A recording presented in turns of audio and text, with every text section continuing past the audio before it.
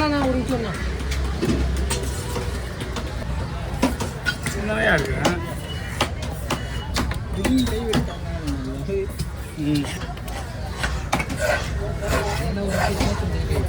எவ்வளோமா? 8 ரூபாயா? தம்பி காலுக்கு கொஞ்சம் லைட்டாக கிலோ வைக்க முடியுமா? 1000 ரூபா. இல்லை இப்படி ஒரிஜினல் பால் சுறா இல்லையா? அப்படி தான் இருக்கும். 2 கிலோ தாராளமாக வரும். சுறா கிடைக்கணுமா? அதுதான் பெரிய விஷயம். சுறாவில் வந்து முதல்ல நீ வாங்கல, அதுவும் நல்லா இருக்கும். என்னம்மா குட்டியில் வராதுமா? வரும். இது இதில் வரல.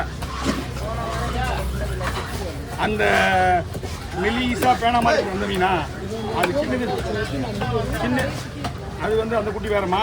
இதில் குட்டி இருந்தால் 4, 5 தான் இருக்கும். பெருசு பெருசாக இருக்கும். நீங்கள் அன்றைக்கி வச்சு வந்தீங்களா, அது சின்ன சின்னதாக இருக்கும்.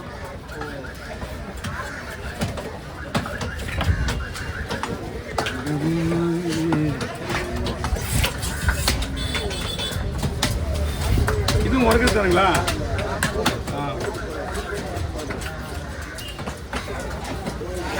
ஹலோ ஃப்ரெண்ட், பார்த்துருக்கீங்களா? சொல்லி வாய்ப்பு சொல்லுங்க.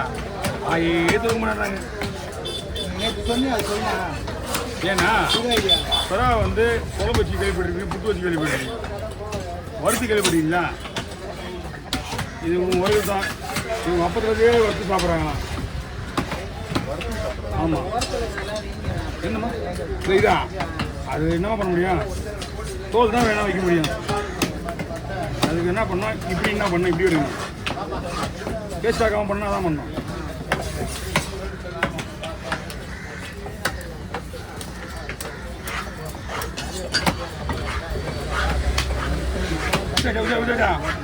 ஓகே.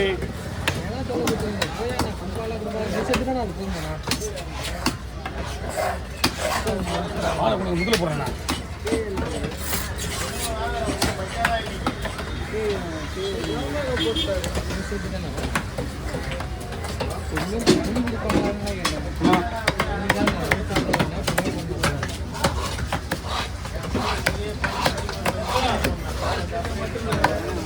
அப்படியே போடுறோம்.